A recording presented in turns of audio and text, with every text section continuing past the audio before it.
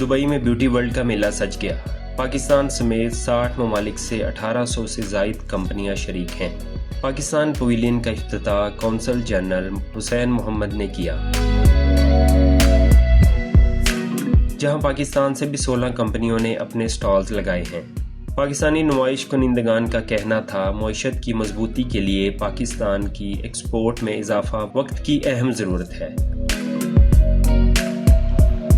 سفیر پاکستان فیصل نیاز ترمذی نے پاکستان پویلین کا دورہ کرتے ہوئے اس امر کا اظہار کیا کہ بیوٹی پروڈکٹس میں کوالٹی کے ساتھ ساتھ ہماری ایکسپورٹ میں 1 سال کے اندر $3 بلین کا اضافہ خوشائند ہے۔